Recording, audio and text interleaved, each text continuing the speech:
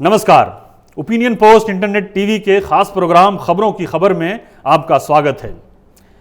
पाकिस्तान में मौलाना फजलुर रहमान की आज़ादी मार्च की तारीख जैसे जैसे नज़दीक आ रही है वहाँ सियासी बेचैनी तेज़ होती जा रही है।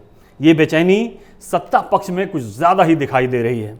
इमरान सरकार हर मुमकिन कोशिश कर रही है कि यह मार्च न हो।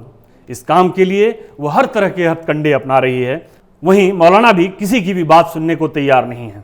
इमरान के सताए विपक्षी नेता इमरान से निजात पाने का रास्ता मौलाना में देख रहे हैं, लेकिन इमरान भी अपनी सरकार को बचाने के लिए जो कर सकते हैं वो कर रहे हैं। इमरान को मालूम है कि ऐसे मार्चों के लिए मीडिया कवरेज कितनी ज़रूरी है। इसके लिए उन्होंने मौलाना के कार्यक्रमों को ब्लैकआउट करवा दिया है। इस कार्रवाई की ताज़ा शिकार पाकिस्तान का एक बड़ा न्यूज़ चैनल जियो न्यूज़ उर्दू हुआ है।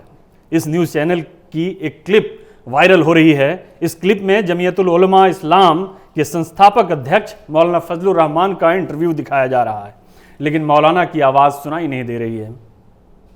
खींचो न कमानों को न तलवार निकालो, जब तो मुकाबिल हो तो अखबार निकालो। आपने ये शेर तो सुना होगा, लेकिन कैसे?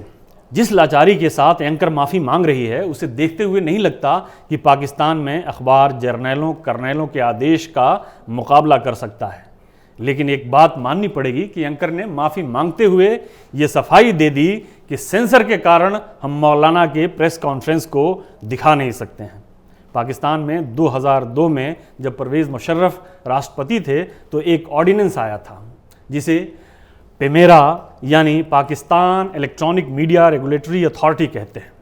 पेमेरा आया ही था प्रेस को दबाने के लिए, उस पर नकेल कसने के लिए।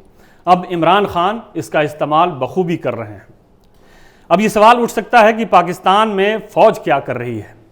ये कहने की बात नहीं है कि पाकिस्तान में सरकार फ़ौज बनाती है, फ़ौज ही चलाती है और फ़ौज ही गिरा देती है। भारत द्वारा कश्मीर में 370 के प्रावधानों को निष्क्रिय बनाए जाने के बाद पाकिस्तान को मिली नाकामियों की जिम्मेदारी फ़ौज अपने सिर तो कभी नहीं लेगी। इसके लिए वो इमरान सरकार को ही सूली पर चढ़ाएगी। इमरान को भी अपनी नाकामियों का एहसास है, इसलिए उन्होंने यूएन जनरल असेंबली में अपनी भाषण के बाद वतन वापसी के दौरान जो पहला कदम उन्होंने उठाया वो यूएन में पाकिस्तान की परमानेंट रिप्रेजेंटेटिव के पद पर विराजमान मलिहा लोधी को हटाया। वतन वापसी पर अपनी स्वागत ऐसे करवाई जैसे वो कोई जंग का मैदान फतह करके लौटे हों, लेकिन पाकिस्तान में उनके आलोचकों ने उनकी इस कोशिश की हवा निकाल दी। कई समीक्षकों को फॉल ऑफ ढाका के एक दिन पहले जुल्फ़िकार अली भुट्टो द्वारा यूएन में दिया गया भाषण याद आ गया। भुट्टो के भाषण को भी उनके समर्थकों ने इमरान के भाषण की तरह ही सिर माथे से लगाया था। इमरान को अपनी दयनीय स्थिति का पता तब चला जब पाकिस्तान सेना प्रमुख कमर जावेद बाजवा खुद देश के आर्थिक मामलों में निर्णय लेने लगे। बाजवा खुद ही कंपनियों के उच्च अधिकारियों से निजी तौर पर मिलने लगे। इस बीच यह भी बात निकलकर सामने आई कि मौलाना को भी कहीं न कहीं सेना का इशारा मिला हुआ है। इसलिए इमरान सेना के नज़दीक अपना अंक बढ़ाने के लिए सऊदी अरब और ईरान के दौरे पर हैं। पाकिस्तान की आंतरिक राजनीति से नावाकिफ लोगों को आश्चर्य होगा कि जो इमरान अपने मामले को अंतर्राष्ट्रीय स्तर पर उठाने में असफल रहे, जो इमरान कश्मीर मुद्दे पर सऊदी अरब और ईरान का समर्थन नहीं हासिल कर सके, वो उन दो देशों के आपसी टकराव में मध्यस्थता कैसे कर सकते हैं। अब एक नज़र मौलाना के हौसले पर डालते हैं। ज़ाहिरी तौर पर तो मौलाना फजलुर रहमान कश्मीरियों के समर्थन के लिए 27 अक्टूबर को आज़ादी मार्च निकाल रहे हैं, लेकिन यह बात सबको मालूम है कि मौलाना की निगाहें कहीं और हैं और निशाना कहीं और। यह बात भी सरगोशी के रूप में गश्त कर रही है कि पाकिस्तान में एक सॉफ्ट कू यानी सत्ता परिवर्तन की तैयारी चल रही है। मौलाना भी ये ऐलान कर चुके हैं कि जब तक इमरान को हटाया नहीं जाता तब तक वो अपना मार्च जारी रखेंगे और इसे वापस नहीं लेंगे। मौलाना के हौसले इसलिए भी बुलंद हैं क्योंकि जब उनसे किसी ने पूछा कि यदि सेना उनके और सरकार के बीच मध्यस्थता कराने की कोशिश करेगी तब उनका रवैया क्या होगा, तो मौलाना ने जवाब दिया कि उनके पास जो सूचना है उसके मुताबिक फौज ने इस मामले में तटस्थ रहने का फैसला किया है। यदि मौलाना की बातों को सही मान लिया जाए और इसे सही न मानने की कोई वजह नहीं है, तो ये बात साफ हो जाती है कि फौज ये देखना चाहती है कि इमरान के खिलाफ कितना गुस्सा है। अब इमरान का भविष्य आज़ादी मार्च की सफलता और असफलता के ऊपर निर्भर रहेगा। जैसा कि पहले बताया जा चुका है कि विपक्ष आज़ादी मार्च को कामयाब बनाने की हर मुमकिन कोशिश कर रहा है।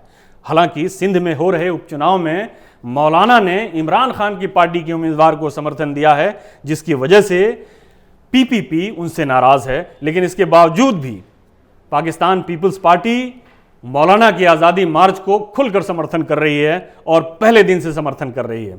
बिलावल भुट्टो ने आज़ादी मार्च को समर्थन देने का इस तरह से ऐलान किया कि वो किसी भी कीमत पर और किसी भी हद तक जा सकते हैं।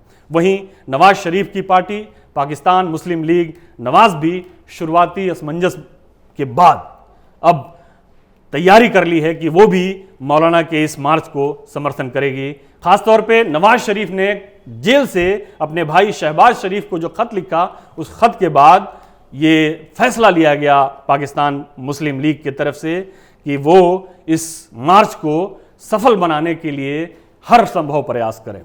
उधर इमरान खान सरकार आज़ादी मार्च को रोकने की तैयारी में लग गई है। इस्लामाबाद पुलिस को आदेश दे दिया गया है कि वो किसी भी तरह से 2014 में इमरान खान ने जो धरना प्रदर्शन किया था वैसा धरना प्रदर्शन न होने दे। अब ये देखना बाकी है कि पुलिस सरकार का आदेश मानती है या 2014 की तरह कहीं और से आदेश लेती है। कहीं और से आदेश लेने का मतलब है सेना से आदेश लेना। इस मार्च का नतीजा जो भी हो, एक बात तय है कि इमरान खान की स्थिति बहुत कमज़ोर हो गई है और देर सवेर उन्हें इसका खामियाजा भुगतना पड़ेगा। अगर आपको हमारा वीडियो पसंद आया हो तो इसे लाइक करें, हमारे चैनल को सब्सक्राइब करें और हाँ, बेल आइकन दबाना ना भूलें ताकि आप तक हमारे वीडियो की नोटिफिकेशन पहुंचती रहे। आप अपना सुझाव हमें कमेंट बॉक्स में दे सकते हैं। हमारे साथ जुड़ने के लिए शुक्रिया।